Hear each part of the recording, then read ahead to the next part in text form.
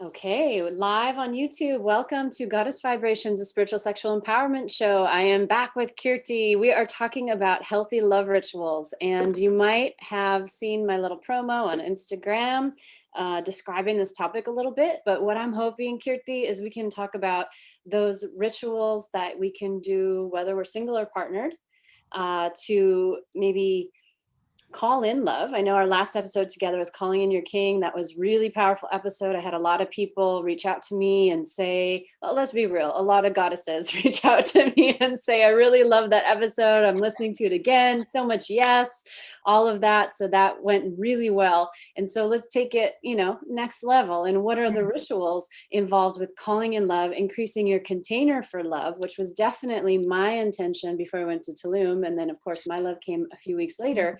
But I wasn't trying to call in a love necessarily. I just wanted to create the container. I was like one step at a time. And then what are the healthy love rituals to keep a relationship healthy and together and partnered, weathering the storms? Because it's easy to keep a relationship together, I think, if you're on the surface level. But if you're really desiring a deep partnership, really connected, that takes some work. That takes a lot of work to keep those deep roots healthy. So thank you for coming back. As always, I'll leave it to you, pass the ball to you. Where should we start with this topic? I think that a great place to start with talking about love rituals and maintaining maybe once your king has arrived or your queen, if you're of that ilk, or your king queen or your they queen, your they king, whatever it is, if your lover has arrived and you're wanting to maintain, and first of all, the first question should be, where is the fear coming from that I won't be able to maintain this partner's interest? Mm-hmm. Where is the need for a ritual to solidify or to confirm that this love is real? Where is that coming from? Are you talking more so about because one of the things I brought up on Instagram is there's lots of different rituals. Somebody has something to say. Hey, Shafar. So funny. I love it. Sorry. Shafar, you're early. You're not on until next week. A grand entrance. Yeah, that's so funny. You guys must have seen my eyes just like pop off to the corner. That was like, I don't have children, but I probably had the mother look right there. Oh, I know all of it. Yes, that's doing things online, but it only adds laughter. So I appreciate. Yeah, he's the klutziest, graceful lover that I've ever had, by the way. Well bragged. Well bragged. So, but yeah, I think because on Instagram, I was talking about the little things like brushing teeth that are healing in the strange ways that we never think about, because it's something we do every morning and it sets a tone for a day. It shifts the energy. It's like, okay, now it's time to be bright awake and get going. And then there's the big rituals like a wedding ceremony or whatever. And so we opt in and opt out of certain ceremonies and rituals. I feel I don't celebrate I do celebrate holidays, but I don't put a lot of work into them. I don't decorate for holidays typically unless I'm having people over. I didn't even wrap Christmas presents this year. We had them, but I didn't wrap them. It's just like, for me, it should be about the love and the connection and not about the stress and the work. So if it's creating too much stress, it's backing away from that thing, even though it's tradition. And yet traditions and rituals are shown by the research to be very healing. And that's why cultures have held on to them for eons. But here we are now as these modern people, and we get to define our families, our relationships, our lives in the way that best fits us. And some of us are black sheep or outliers or whatever else. But I'm wondering, when you say, where is the fear, are you referring more to like a wedding ceremony type ritual, or are you referring to something that you feel you need to do to fix your relationship? Anything, really. Anytime you feel like, oh, I need to go get a reading, or, oh, I need to, maybe you and I, we talk about the use of the pendulum, right? How beautifully confirming it can be about what you're feeling. So any type of ritual, for me, ritual is a repeated action with intention. Hmm. It's Right. just it's an action that you will repeat with an intention until you get an answer. Hmm. That's it stripped away. Now we've had rituals that are, born out of that, our ancestors, which repeated them on certain days and phases of the moon, Hmm. right? So then we start to see like, oh wow, when the spring equinox and the winter equinox or the solstice and those were the original calendar. That was the original calendar, and culturally I think we just do that as a human tribe, is like we ritualize things, like, and we as humans have a limbic and neocortex part of our brain that's going to naturally want to synthesize all of our primal and emotional needs into like this higher level consciousness and sorting of sorts, where we have this capacity to adapt to the universe and adapt to this concept of perhaps lifetimes, parallel lifetimes. Hmm. What does that mean, right? So ritual is really, it's about an action to with intention, but it is using the elements of nature, Hmm. right? And if we're not using the exact elements of nature, then we're calling in those elements that are already innately within us, Hmm. because we are born to this planet, of this planet, from our mother's womb of Earth. So literally we have the same alchemy that's on planet Earth is happening inside of us. So even if you're not out there like, burning shit and like bringing in your herbs and your frankincense and your myrrh and like all of these ritualistic, or for me, calling in this goddess and that goddess and this mantra, and if I'm not able to do that, I can at any moment go right here, right now, and call in my fire. Hmm. I can call in my air. I can call in my water. And I can actually ritualize the moment. Hmm. So anytime we feel the need to ritualize something, it's usually because we're feeling the equal and opposite, where it's like our intuition is calling in this, oh, I need to protect. Hmm. There's something that needs protection here, Hmm. or something is feeling shaky, or I'm really feeling this strong urge and sensation and I need to confirm it. Absolutely. I really resonate with that last one. And I was going to say Mm. that, especially if you're a divine feminine creature or you're really resonating with that, there's so many downloads, right? And so much feeling before making sense of it. And so sometimes creating a ritual is putting a sacred container, which is the sacred masculine, right? This linear box or this container to contain all of this power, and how help to direct it or lead it, or however, whatever verb you want to use. And I know for me, the last couple of days, I mean, I don't even want to say it's been hard. It's like life has just been very challenging the last few months, because of perhaps these Uranus and Taurus squares and all of this stuff. And I'm a Taurus.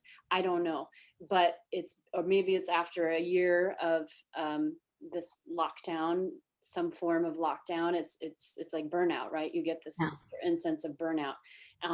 Whatever it is, I've been feeling intensely. I've been feeling a lot, and this was not the case in the beginning this time last year. And so I've been reflective upon that, and I'm getting all of these downloads about possible blocks and possible things. And so today I actually used a lot of ritual. I went to the ocean. I do that most mornings with Rich, with my partner, and Mm. we state affirmations, and we do breathing, and we change it up sometimes. But it's like a place for us to connect without kids, and then also to connect with nature, right? And you have the Carlsbad Cliffs right there. Mm. We did that. That's one love ritual for us that we like to Mhm. stay, to keep the connection healthy. And I had some solo things going on, so I consulted the cards, I listened to my astrology. It was interesting because the cards showed me a confirmation of kind of what I was feeling. And it let Mm. me know that, okay, this is accurate, or this is the energy around you. It's not just some weird feeling that you have, or PMS, or whatever else. Right, And right. then the astrology, to follow up with the astrology, I was happened to be listening to Leo King's, I think, daily and weekly forecasts. That also confirmed some of the stuff, and then added the additional piece of action. And I wasn't sure whether to take action or to keep Mm. options. And so now he's saying take action. So it's like that was me seeking that There you go. masculine, whatever. And isn't it interesting that I went to a masculine astrologer today as well? Because there's plenty of wonderful feminine astrologers. Hmm. And that was how it helped me. I'm still kind of sitting with all of this.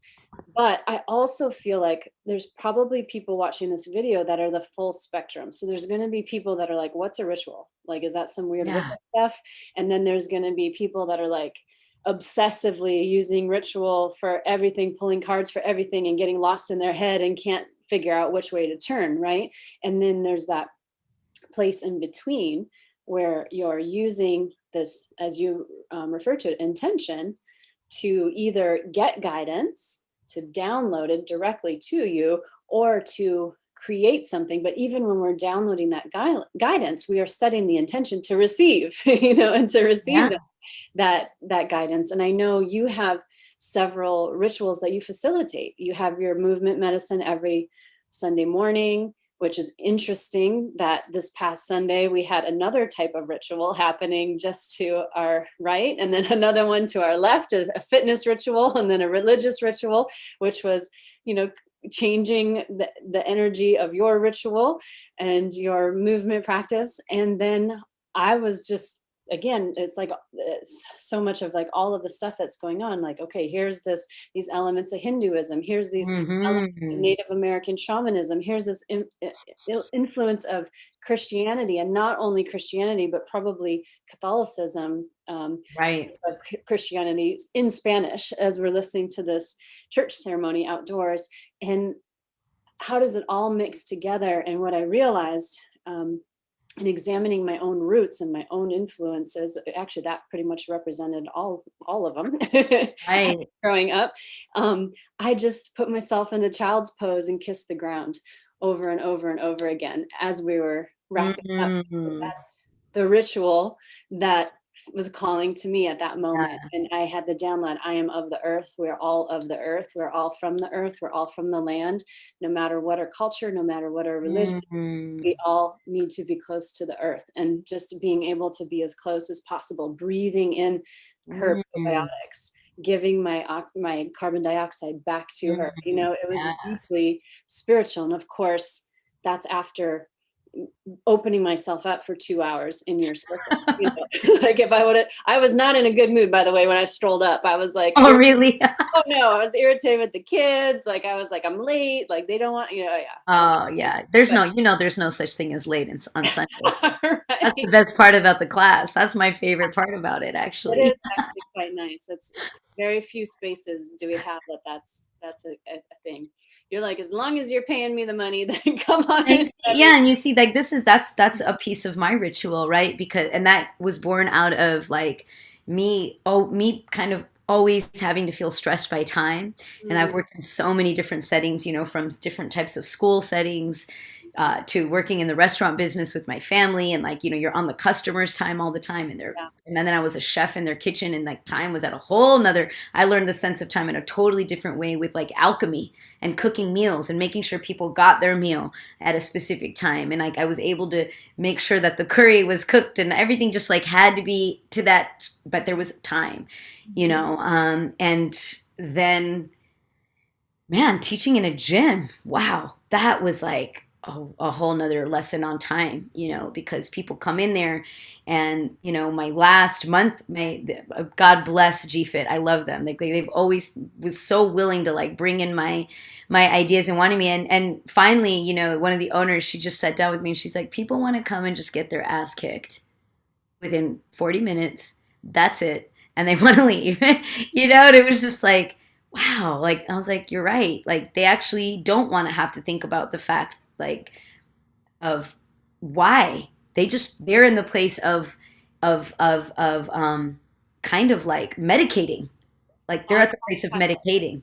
It's autopilot. Like I said, it's easy to stay on the surface and keep it together. But if And you thank God she had that conversation with me because I was like, wow, like I keep bringing my work into trying to bring it into a yoga studio, trying to bring it into a gym, like trying to find my niche.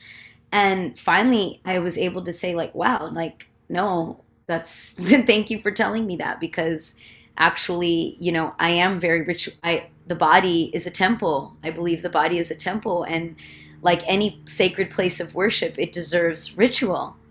And regardless, see, the thing for me, like when you ask the question, breaking down ritual, I think it's like everything, like Kundalini. We talk about it like, oh, did you have your Kundalini awakening? And like before I left Instagram, like my hashtag, right, was just like normalize Kundalini. Stop trying to make it seem like this is some like thing that you need to go travel to India from, or you need to like, we are constantly having Kundalini awakenings all day long. That's how powerful we are as human beings, that if we dare allow ourselves to connect to what is really happening around us, we are one big Kundalini awakening. But we are constantly telling ourselves about something happened along the way when spirituality became hijacked by religion. And it became like a process and a protocol to achieve everything, which is very toxic masculine, which is very patriarchal. And I think that happened because the feminine, if left to its energy, the feminine will ritualize everything and become such a powerful force that it cannot truly be controlled, just like an orgasm. It can't be controlled. It is such a complete release of tension that it's amazing. So when men and women experience that, when the feminine energy within them starts to become balanced and the Kundalini awakens, it's like, whoa, whoa, whoa, whoa, because you start to question all of reality as it is. Right? Now, if we were to start to normalize ritual, as I'm asking us to normalize Kundalini, we would start to see that like within the word ritual is the word rite, like rites of passage. And brushing your teeth is a ritual. Right? And if we were starting to realize the intention of everything we do, we are literally ritualistic people, that we are doing repeated actions with intentions. If you're doing a repeated action like a robot and you're not being embodied, you're not feeling it completely and realizing what types of emotions are coming up from what you're doing, well, you're just a bot at that point. You're a sheep. You are listening to the news and doing what the news is telling you, and you're going to work and you don't speak your truth and you just clock in, you clock out. I mean, you're doing exactly, I guess, what we are, if you believe in this idea of there's a system there that's kind of there to not honor our feminine energy. Because the more we honor the feminine energy, everything becomes ritualistic, it becomes sacred, and it becomes powerful. And we will start to question all things that restrict our freedom of expression. And so our society really functions on making Kundalini mystical, on making ritual a witchy thing to do. Like, ooh, full moon on Halloween, everybody. Ooh, it's like, no. Full moon every 28 days, people. Everything is recycling. Like, no, it's become made to be something so separate of us. So I think that's the first, like, when you're talking about ritual, like, it's actually a really common thing. Taking a shit every day is a ritual.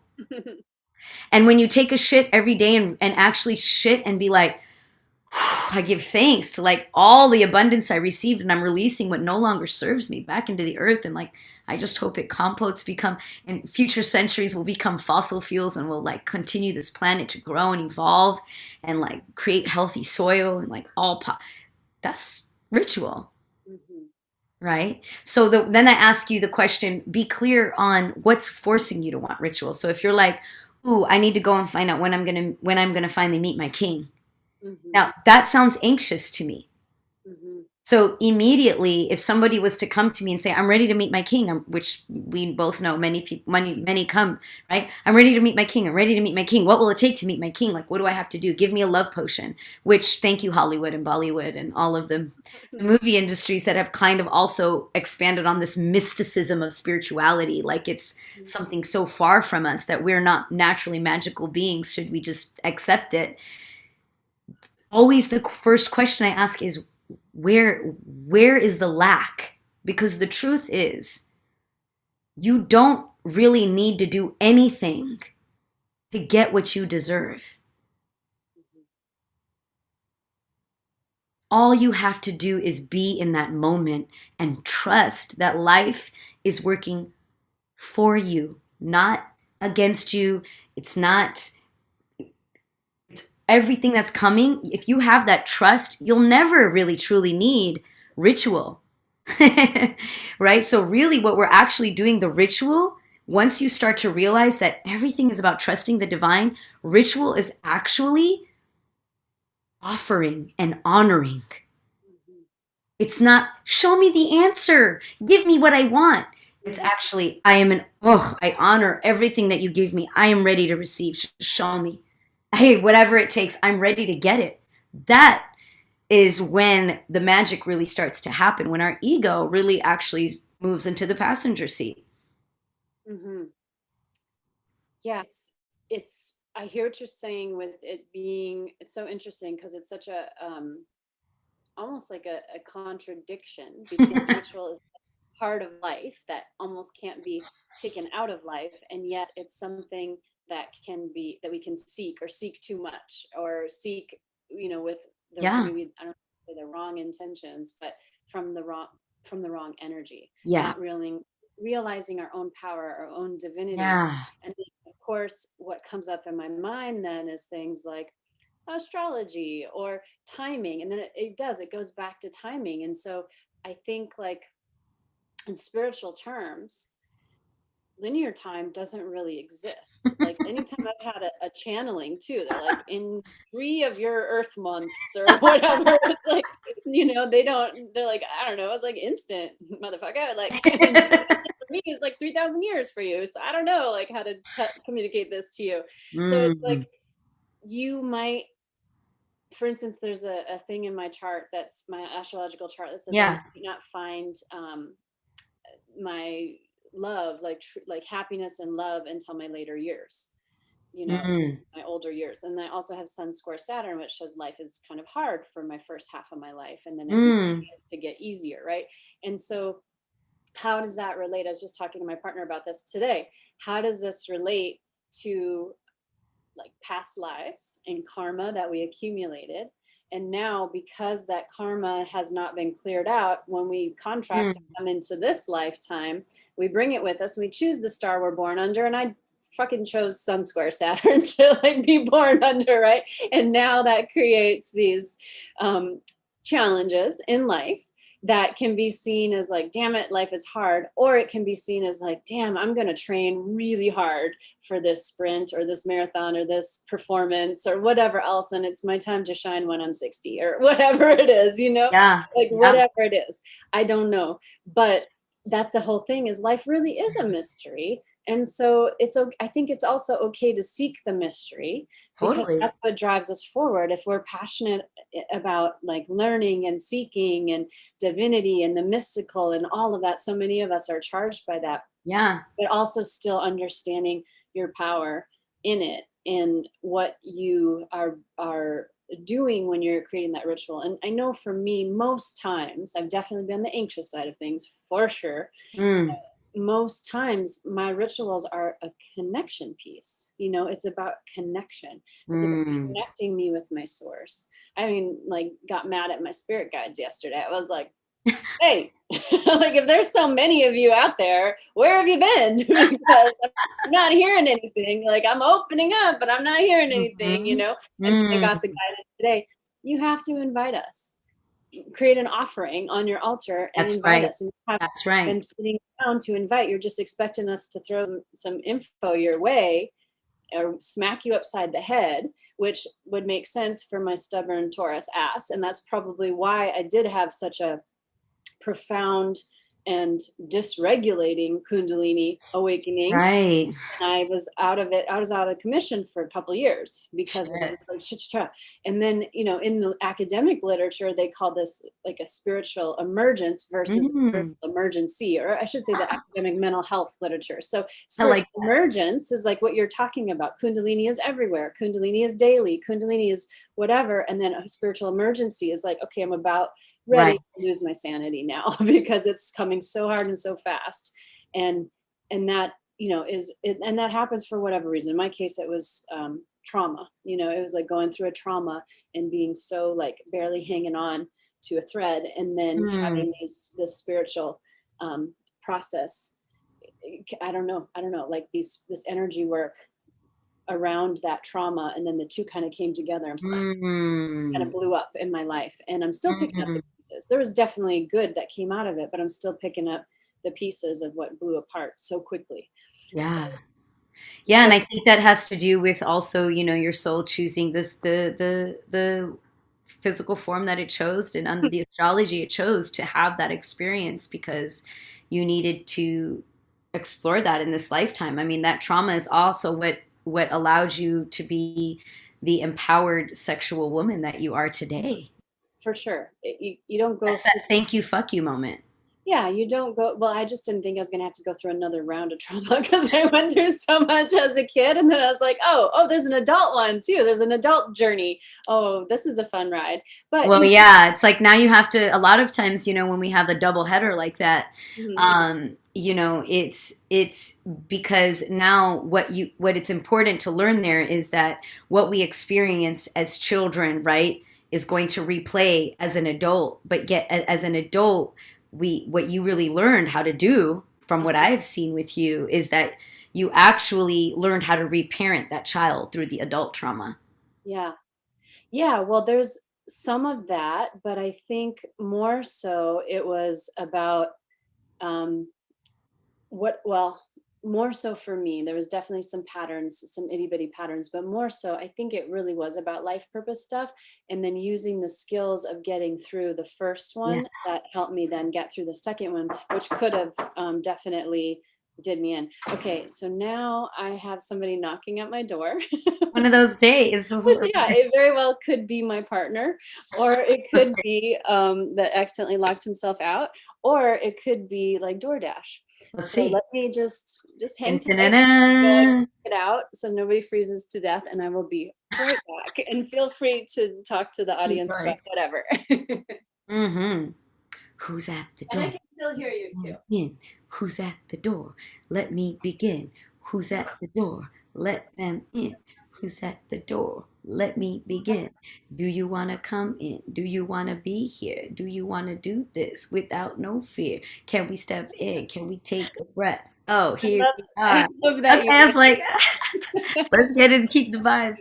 But you know what? Also, I want as you were talking about the um the seeking piece, like that's the beauty of ritual too, right? Like when you feel like you are at your wit's end Mhm. and you're not getting clarity, ritual is there to provide confirmation. And so that's what I think what your when your guide said you have to invite me, it's just like sex. Mm, Like, yo, nobody, like we say on Sunday, nobody wants to get dragged onto the dance floor. Come on. It's like, mhm, ew, like mhm. woo me. Can you Yeah. make some eye contact with me? Like, check me out. Do I have the energy that I want to like? So you always, I mean, that's the whole piece, the altar. The whole point of the altar is like you are opening, letting divine know, letting all the elements know, like this is our connection. This is where we connect with each other. When Mhm. I see the metaphor of nature in me, and then I create something as a symbol that involves parts of you and parts of me, that is the main building blocks of ritual. Mhm. So when you get clear on what am I seeking, what am I needing an answer to, so it's like I'm lonely, I'm just lonely, and I need to do a ritual about just not being lonely anymore and like loving myself. Oh, so the ritual is actually about rekindling the love with yourself. It's Mhm. always going to come, any ritual you do will always bring you back to yourself. And from that self place, what you desire, right? But you're going to have to first do it for yourself. You have to first do it for yourself. And so start to ritualize the moment with yourself. Mhm. So when you're in the shower, ritualize that. Like, wow, like I'm being showered. I'm being bathed. I mean, water is literally just coming from me. Warm water. Feel Mhm. it on your body. right? When you're brushing your teeth, feel the vibration if you have an electronic toothbrush or if you're making circles. Like, really embody everything. That is ritualizing the moment with intention.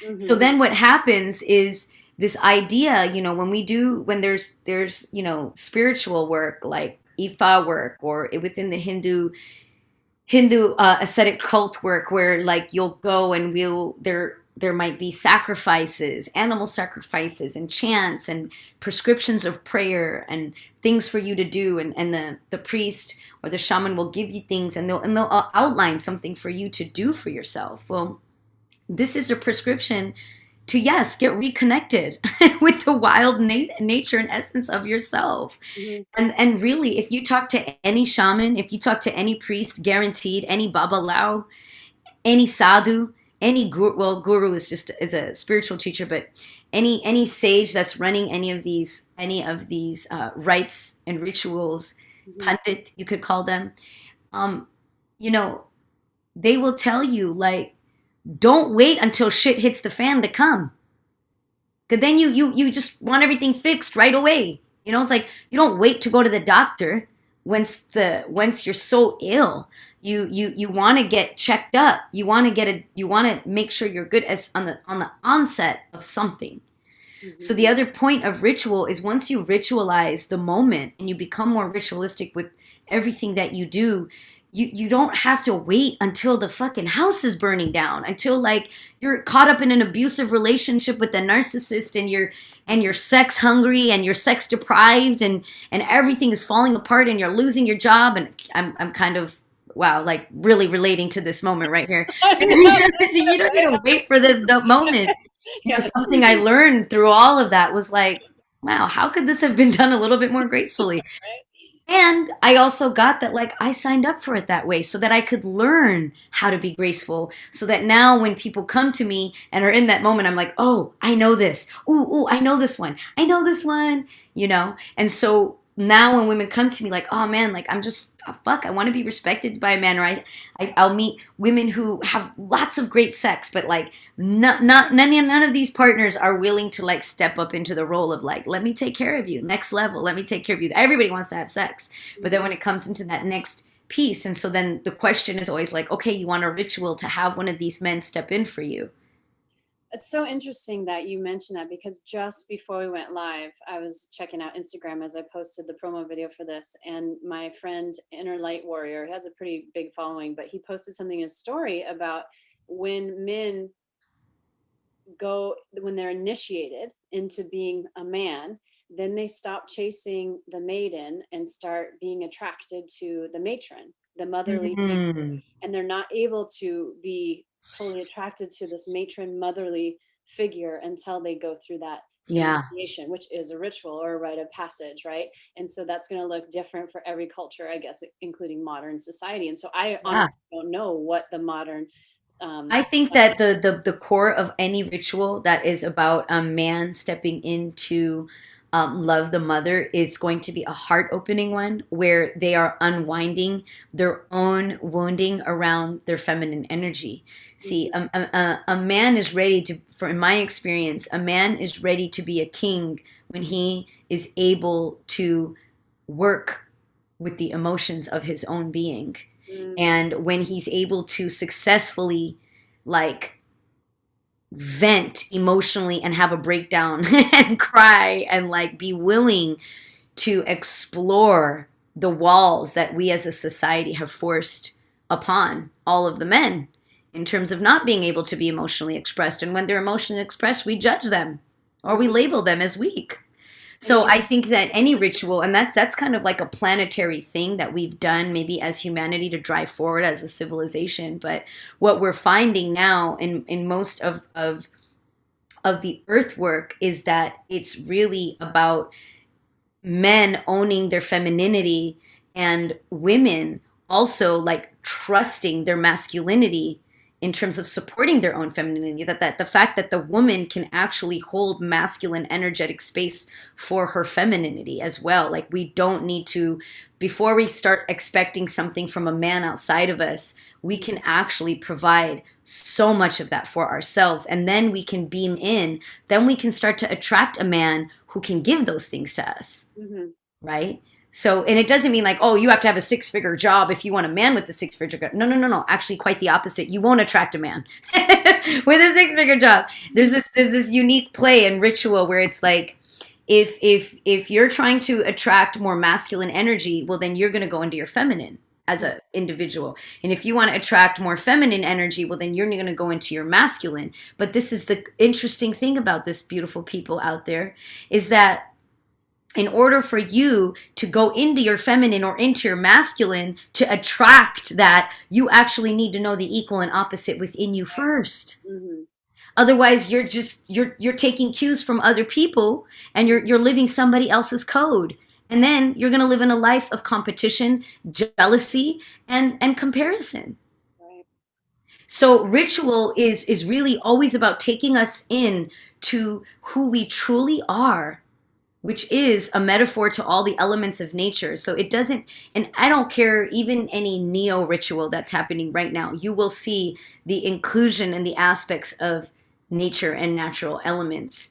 You know, I mean, I see water used in the church, I see water used in the temple, I see water used in the mosque for cleansing and purifying. I mean, these are not, do you see, like, this is natural awareness that we have, that we've created a system. And sometimes when we create systems, they have this tendency to be like, there's a top tier. Mm-hmm. But there is not, in spirituality, there's no top tier. Mm-hmm. There isn't. It's only about how wide do you want to stretch out? How much do you choose to see? Mm-hmm. Right? And so your rituals are always to take you further and deeper into seeing and receiving and getting the messages. Mm-hmm. Right? And if you're somebody that's like constantly going to a ritualistic practice, the only thing I want to offer you is to know that, like, the goal of ritual is to ultimately take you in towards the inner knowing of yourself. And eventually ritual is only used as a confirmation or for a gathering of souls to celebrate this confirmation together. Mm-hmm. Well, of course, my brain is like popping off all over the place now with Yeah, do it. and the research and the mental health stuff and all of this. And one of the first things I think about, well, first of all, the male initiation to be attracted to the mother figure.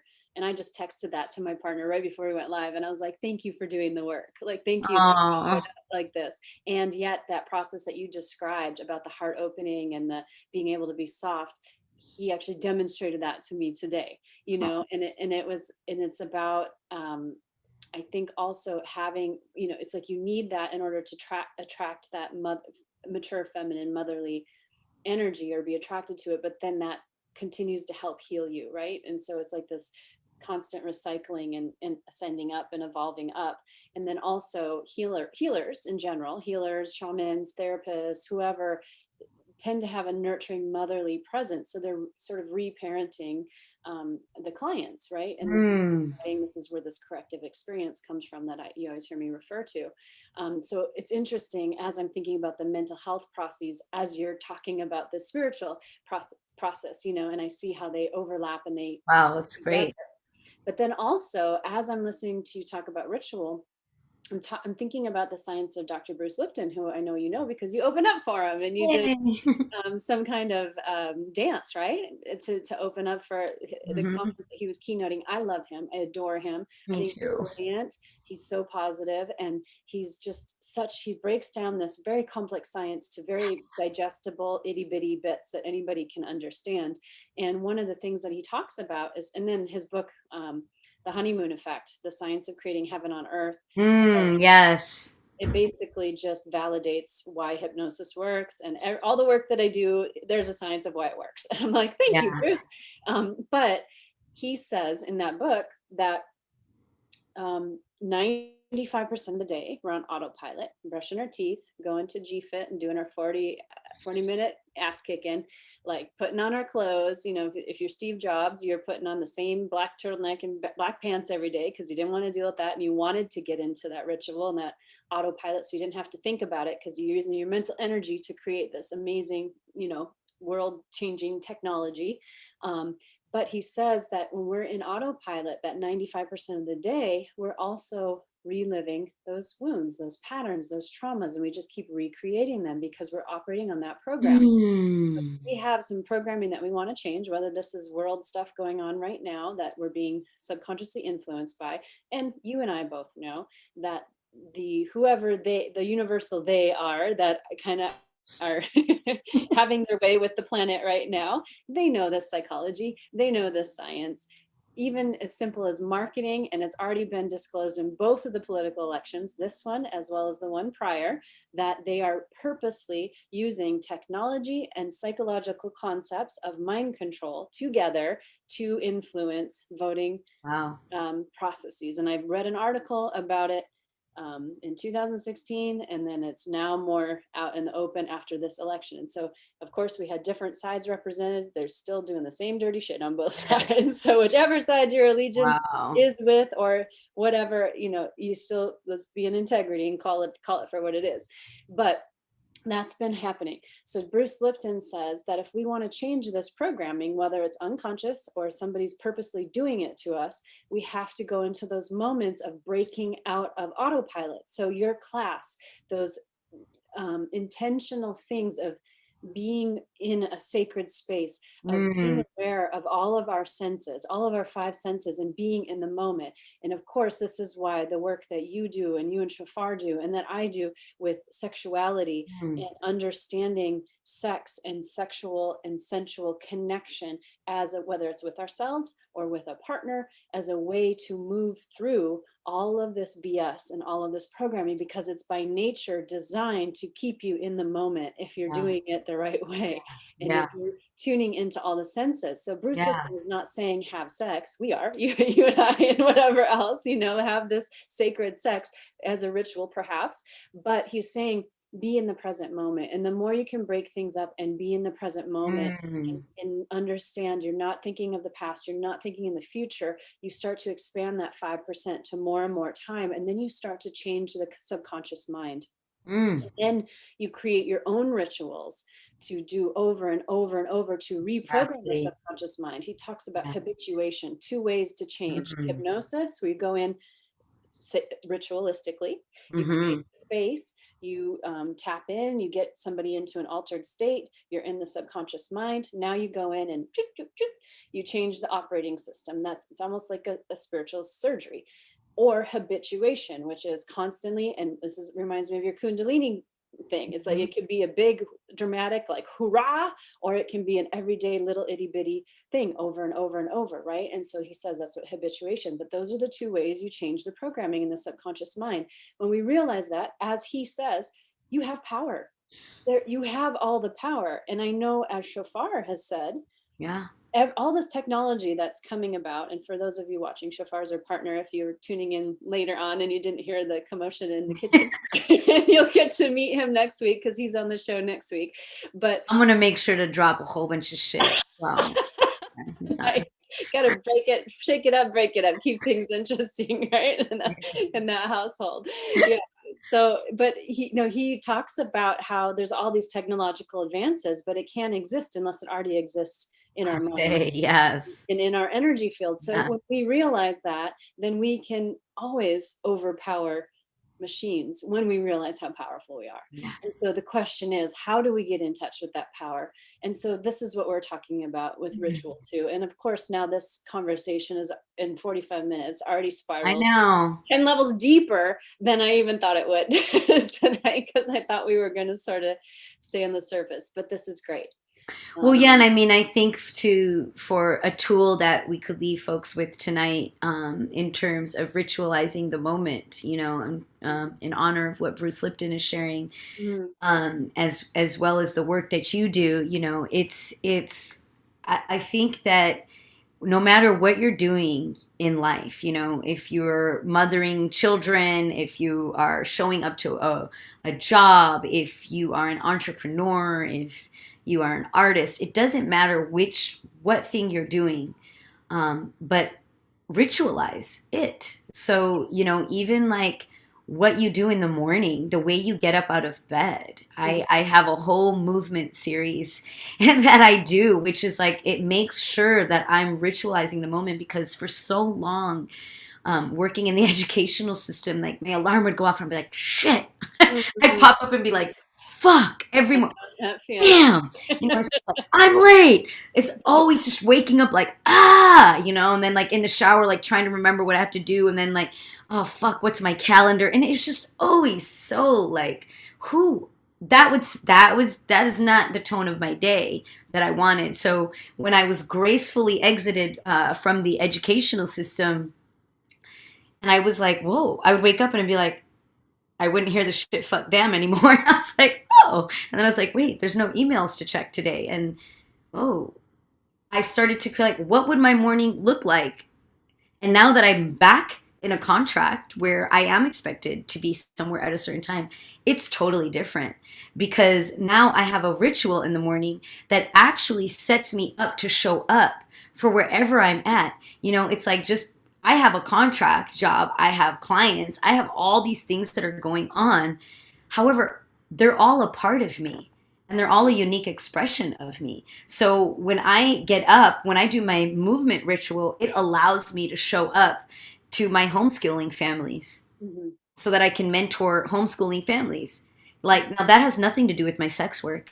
You know what I'm saying?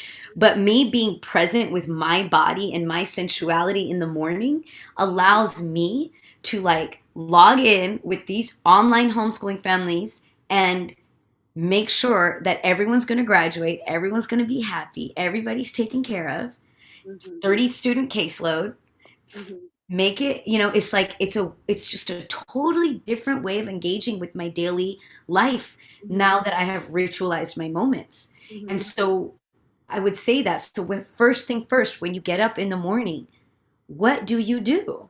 Mhm. Like, think about that. How can I make my morning meaningful for me? Mhm. For some people, it's like, man, I'm going to get up, I'm going to set my coffee machine. You got your thing going, you play your song. Cool. It doesn't have to be that you're oming for 30 minutes and meditating. Mhm. Nobody is saying that, but do something that promotes love for yourself. Yeah. I have some body pains. So I take the time in the morning. I make sure from my toes to my fingertips. I need to do that for my body to show up. Mhm. Somebody else might need something else, Mhm. but tune into who you are, and like start there. Okay, that's my morning ritual. What's your ritual, midday? What's your ritual at the sunset? And start there. You go to the ocean, with your beloved, and that's a part of your morning ritual, right? To tap into who you truly are. So you've got it, and then when you do that, then you can show up. It doesn't matter what job you do. Honestly, I think if our government, and like you were talking about this whole mind control shit, if more of our government officials were doing were ritualizing the moment and truly tapping into what makes them happy, and having like better sex lives and having powerful meaningful relationships, I don't think we'd have the need to do mind control. Right. I don't think we would feel the need to even, I don't even know how much laws would really need to exist if everybody felt fully expressed and had the opportunity to like develop personal responsibility. Mhm. Because the ritual is personal responsibility. Once you start, the other piece of the ritual is to continuously show up. You don't have an altar for it to collect dust. If your altar has dust on it, clean it. Mhm. Clean it. It's a representation of your physical form. Another thing I did today. Yeah, and this is why we have rituals like, hey, new moon, you clean your altar. I mean, full moon, clean your altars. Let the gems bathe in that full moon light. I mean, our ancestors did this for a reason, because they knew that, like, as humans, to evolve emotionally with these awesome parts of our consciousness, like, these things help the code Mhm. that's already there, Yeah. right? So I think that we should continue talking about ritualizing love, but the folks who are tuning into this episode, I really want to encourage you to start at a place of How do I wake up and how do I go to bed? It's just there. Start Yeah, there. I think that's so important. And that's what Tara and I talked about last week. And she gave us some pleasure rituals. She's a sex, love, and romance Ooh. coach, much like yourself. He gave us some pleasure rituals to do in the morning, basic things before you even get out of bed, which were helpful because, again, Bruce Lipton, you want to set the energetic tone. He's all about energy medicine, energy, positive psychology, set the energetic tone for your day. And you described what wasn't working in the past. And I remember being in those days too, particularly going to school and having to be at the school district at 7 a.m. and not Oh God, no. person. So yeah, I totally get that. But setting the tone. So for one of the things that my partner and I also do is before we get out of bed, is challenging because he's a morning person and I'm a night owl, is say gratitudes. So we share Hmm. gratitudes and appreciations for specifically for each other. So general gratitude and then appreciations for each other. I Which can love be a little that. challenging on the days when you're not really seeing eye to eye, but that's why it's a ritual, right? Because then it kind of like Like, I'm happy you're alive. I can really appreciate this. Okay, done. I'll I'm appreciative that you have two eyes and a nose. yeah. So, I mean, I want to give people practical tools. Before I had a partner, I had the practice of 3 gratitudes that I'd write down in a Mm. gratitude journal every morning. That was my way of speaking it or saying it, expressing it, and being witness. Because then I reread it and I'm the witness now.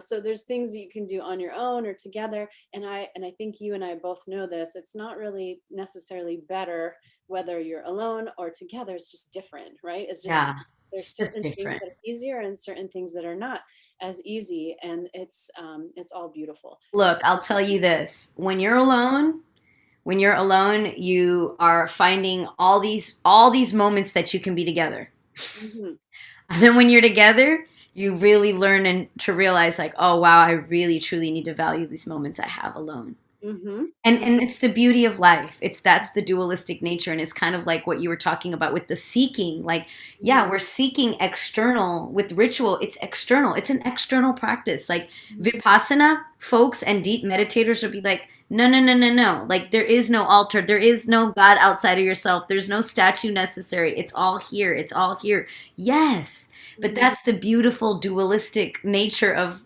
us as human beings. It's like, yeah, while we're like looking for this external mystic gorgeous astrology timing all this dopeness of like damn the celestials and do you see this happening and this synchronicity, that's all very external. However, what's so beautiful about it is that external is a direct reflection of our internal desire to go deep.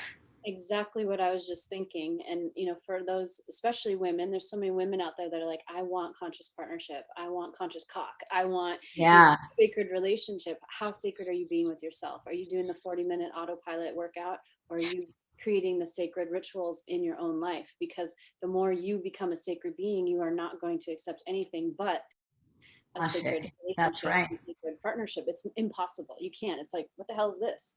Get out of here, kind of thing, Yeah. Just Right. like anything, when you raise yourself and hold yourself accountable and in integrity to that certain standard. And I feel like that is the shift.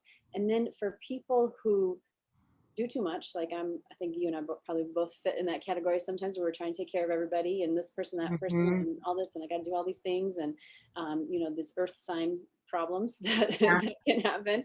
Then perhaps that really basic morning practice, just keeping it as simple and basic as possible. That's the 3 gratitudes that I wrote. Or this morning, because Tara was telling us of her practice, I put my hands on my pussy and I love you, I adore Yes. you, Oh, I love that one. worthy, you're, you know, amazing. Like, just talking to her and just reinforcing at your Kundalini source, your creative source, that you are okay, Yes. that you are loved, everything's okay. And then, kind of like tuning into receiving guidance, even using, Mama Gina talks about using your pussy as an oracle, so you never need anything outside of yourself. You don't need cards, you don't need rituals. You have all of your answers right in here, just by consulting, your inner guidance, your inner Yeah. wisdom that is connected to this cosmic consciousness. Totally. Yes. And sometimes even what I like to do is I will reach to my pussy oracle first. Right. And then now what I love is like I'll reach to my pussy oracle. I will gather what things are coming through, or where I need to what I need to put attention or energy on.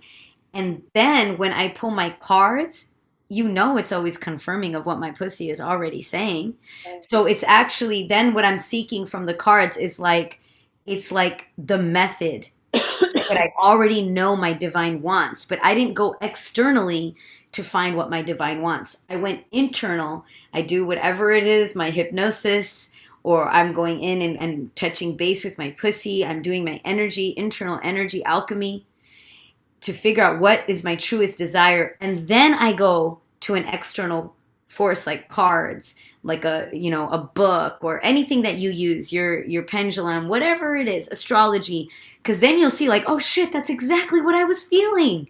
Yeah. And that is like confirming your intuition. So you're actually rebuilding a really powerful relationship with yourself. Right. And then when you're doing your oracle, now it's like, show me how. Now you're just like, whoa, now you're actually collaborating with the forces of nature. And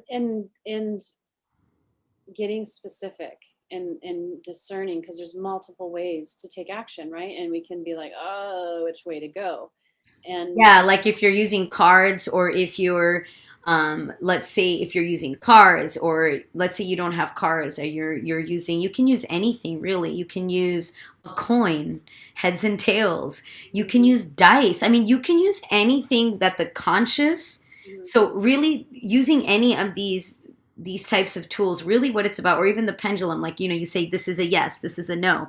So you program your consciousness with the code, and then the energy of your feeling is what moves and makes the choices Mhm. in the plasma state of existence. Mhm. Like that's where, it's there, but you can't see it type of, in that realm. So getting specific with the question is huge once you know the desire, but you want to know like what you're working through. So that's why I always say before you do ritual, it's why. Why are you doing this ritual? For what? Mhm. For what? Know your why. I mean, this Mhm. is what they tell business people. This is what they tell school leaders. This is what they tell hospitals. What is your why? What is your mission? Yeah. Same thing with nature. What is your intention? Same thing when the man wants to put his dick in you. What are your intentions here? Yeah, right. Right? That You gotta know your why. yeah, totally determines the It how determines the everything. Once you know your why, Mhm. get get as refined as you need to. Mhm. Get as refined as you need to. And sometimes once you know your why, what I like to do, like with the rituals, it's like, oh, okay, I look, I love astrology. It's not like it's not my gift. I love it and I appreciate it and I learn so much from it. So I'll look and see what the sign says because I trust my ancestors and like the galaxies. And I'm like, oh, okay, cool. Like Capricorn is earth and groundedness. Like, what's my why right now in terms of earth and groundedness? So that's my way of ritualizing the moment. And then from there, I'm like, oh shit. Like, my question is, what do I need to be grounded in this love affair that Mhm. just has me in on cloud nine? What do I need to be grounded so that I can like be the strong woman I am and just not give all of me into this relationship right now? Mhm. And then it's like, oh shit, okay. Now when I throw my cards, guaranteed it's going to be all about that. Right. And you bring up maybe one of the last things that I want to offer our viewers, knowing that, oh, it just turned 8 o'clock, Yeah. is a tool. And this has been the biggest thing that has created success in my own partnership is when we hit a block and I'm dealing with a very strong king who knows who he is, and I'm a queen who knows who I am, and we're like, okay, I'm not going to do what you want me to do just because you want me to do it. And we're both, I'm like, and I respect you for that and I respect you for Yeah, that kind of thing, but totally. sometimes you just don't agree on certain things. And so what do? Because you can get locked into your perspective. And so if you're in this partnership where you find yourself at this block and you're getting locked in this perspective, we take it to spirit and we say, okay, let's create a Oh, mini I love ritual, that. a mini ceremony. Let's sit in the circle. Who wants to light the candle? And like you said about the, appreciation, it's like, fine, I'll do it. Like, or like, here's the lighter. Do you want to say something? No. Like just like sitting in there and then pulling a card. And always 100% of the time, Always. we both like soften. It's like, oh yeah, damn, so right, and it's and I don't know, is it bringing it to spirit, is it being willing to look at it from a higher perspective? Because even if you're not a spiritual person, you can do that mental work to look at it from a higher perspective, look at Yeah, all perspectives, calm your nervous system, if you have that more scientific brain. But totally. regardless, whatever way it is, it's like bring in that third party, and that third party doesn't always need to be a therapist, it doesn't always need to be a coach. Totally. That third Yeah. party can be spirit. And so, creating your own ritual. I'm sure you and I could both give people guidelines, but you can just trust yourself, I think, to create a systematic way of, okay, this is what we're doing. And so, it's just like health and nutrition. You have your rituals that contribute to your health, the way that you eat, and that's preventative, and it helps you not get into that crisis moment of like, now I got to save myself from cancer, or now I got to save myself from heart disease, or Mm. whatever is the thing that's cropping up. But creating those little daily things, and then you can ease through the big things easier because you already have that in place. Yes. So it's the, whatever, the gratitudes in the morning. So what we use the gratitudes, the appreciations. I have my own solo rituals. He has his own solo rituals that we don't Mm. really need to know much about. We just know that we need our time to tune in with our own spiritual source. And then, the morning beach ritual, which we won't always be able to do that. But right now we have the time and the availability to be able to do that. So we're taking I advantage. love that. And then the as needed, the as needed ritual is when we hit the block. And then also at night, we try to share a celebration. So what is the Mm. celebration today? What can we celebrate? Again, it's another form of gratitude and acknowledging what came in. And I have to tell you that this is quite funny that DoorDash came to the door, because it's like a running joke now. I have had probably about 4 or 5 DoorDash deliveries since I started using Tosha Silver's book, It's Not Your Money. And she Uh-huh. abundance affirmations in there. I love that book, by the way. Someone Yeah. gave it to me when I got fired. Oh, really? Yeah, my girlfriend Beth, when we were celebrating the Piscean, she was like, Oh, and then ironically, my mentor started a book club about it, and I was like, this is hilarious. oh, it came to me That several book times is before I got it. amazing. Yeah, Oh, it's so good. And I have her other book, Outrageous Openness, is one of my favorites of all oh time. yeah, that's right. That's her other book. That is true. That came to me back in the early 2000s or mid 2000s. So I was already using that use. If you want to experience synchronicity in your life, pick up that book. As soon as you start to read it, sort of like the Celestine prophecy, you'll start to I open love it. yourself up to that divine guidance.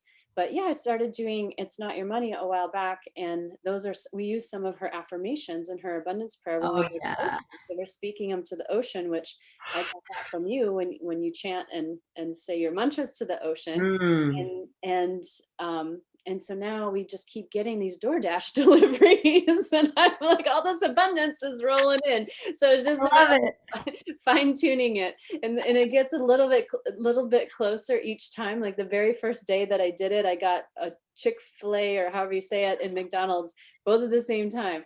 And then the next time it was like a huge bag of breakfast, and it was like at breakfast time when you wake up, you're hungry, and I'm like, oh, I so want to keep this because it says Tom on it. And I'm like, Uh, there's some new neighbors upstairs. It might be Tom, because every other time they drop it off and I don't know where it goes. So it just sits out there and rots. oh my God, that's And I hilarious. don't want to eat fast food, but this was not fast food. This is like a diner, like a good stuff. And it's like, could feed the whole family, but it says Tom. And I'm like, that might be Tom that moved up there. So we brought it upstairs. And then I checked in with them the next week. Are you Tom? No, that's not my name. But we ate it anyway. And I was like, okay, good. Then they were supposed to get fed. And then this guy is literally pounding on my door, forcing me to answer while I'm on a live broadcast to tell me, hey, your delivery's here. So I can't get mad at the spirit guides anymore for not communicating, because there's funny little things like that happen. But yeah, I'm ready for like a gourmet steak or something, or maybe like a new car, or I Yeah, don't know, it's house. it's almost like you keep getting rewarded with nourishment. Yeah. Yeah, that's the symbolism, doesn't it seem that way? Nourishment. And I've And certainly it's like not even just enough nourishment for yourself, but you're nourishing your community. Like, yeah, I've even had that joke that I'm not gonna starve during the pandemic because I'm mm, constantly getting DoorDash mistakenly delivered to my door. It's like community outreach at this point. well, But yeah, it is what it is. you're so very giving that way. So I could see it's like, yeah, that's pretty cool. I love like the modern day codes Uh, of ancient teachings. I love it. yeah, Yeah. yeah. I mean, it's coming through. So, but so that, I yeah. feel like rituals to be continued. I mean, this that we can talk about it more, but and maybe folks that are listening, it's almost like, what do you want to know about rich? It's such a big, vast subject, but like, what do you want to know about love rituals? You know, is it like sex magic? Do you want to know about sex magic? We can go into sex magic. Do you want to know about, you know, rituals to call in your king or to call in your ideal partner and mate? I would love to know more about, you know, if we continue the ritual thing, like a little bit more specificity around it. But I think starting with just understanding that ritual is yours. And when it's yours, you can't fuck up. Mhm. You can't fuck up your own ritual. Yep, absolutely. I like the idea of sex magic. That's we're going to be participating in some of that tomorrow, already predetermined. So Yes. maybe I'll have some results by that episode. That you can share. I love that. We'll see what That's a great homework assignment. yeah, but also next week Shofar is on, and we're going That's to be right. talking. Yeah, we're going to be. It kind of flows together because we're going to be talking about. um, I was listening to one of his mentors. I think it was Nityama, who was saying he quoted in the video, "If you don't know how to sense her, then you ought to just leave her alone." Fuck. Isn't that such a heavy line? I know Mhm. when he put that one in the video, I was like, that's the line that always gets me too. Yeah, Oh, that hit me, and I was like, "Well, how about that can be the topic?" And that's a so we want to dive perfect a little bit more topic. into that. Yeah, so how, that even being bringing that sacredness into that attraction, that Well, and I think that sexual that interaction. speaks to what you were saying about the conversation with your friend too, with the matron. Like, Mhm. Mhm. you know, knowing to leave her alone is because you respect her as the mother. Yeah, because you're Come you're on now. you're a man now and not a boy. You're not like, Yeah, "Mommy, mommy, mommy," or "What can I get from you?" Or like, "Oh, I need another notch in the belt." But more so right. like really seeing her as this divine being and being like, "Okay, I can or I can't offer her what she's needing right now. So I'm either going to give it to her if I can, or if I can't, I'm going to step out of the way." That sort of thing. And I think that's really important. And for women, we and or feminine beings, whoever's in that feminine energy, it's like we learned that we have to put up boundaries, and sometimes we put up those boundaries to stay on our path so that we're not being distracted away from it, but yet sometimes those boundaries are overstepped or they're disrespectful. Yeah, Then we have to bark and like bite a little bit, and then we get these, totally. reputation for being a bitch or being cold or being whatever. And so let's look at really what's at the heart of this energetically. And I know Shafar has said before, like when I've asked him in a previous episode, like I think it was the divine masculine one, what do you do when you're in that sexual interaction and you're not being touched in the way that you need to be touched, or you need to give Mm. redirection or something like that, how to say that in a way that doesn't hurt the ego of the masculine partner, and who feels like they've got to be an expert or already is an expert and everything. And he's saying, well, if you even have to have that conversation, Wow. right, so you're not feeling. And so it reminds me of that, if you can't sense her, so it's like slowing down to be able to sense her. So I'm definitely looking forward to talking to Shofar next week. It sounds like he already was trying Yeah, to he's get been thinking about energetic it. get Yep. into this conversation. That was so funny. I appreciate the comic relief and saying hi to him from a distance.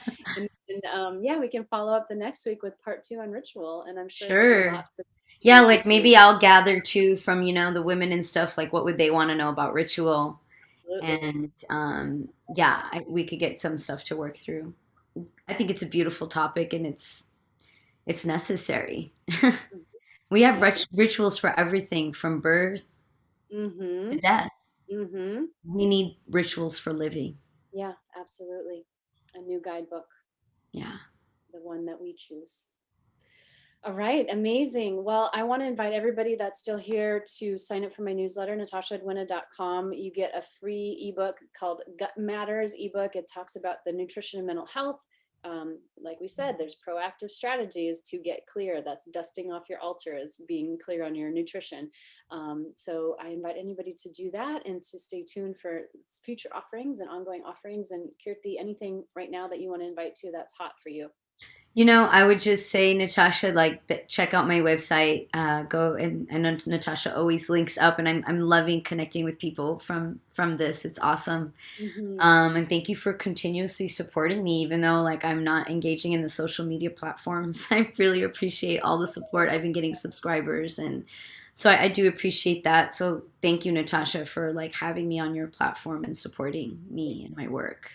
Absolutely. Divine feminine rising. Collaborate. Mm. Yeah. All right. We'll see you soon. Thank you All for right. being here. Love and light. All right. Good night. Good night.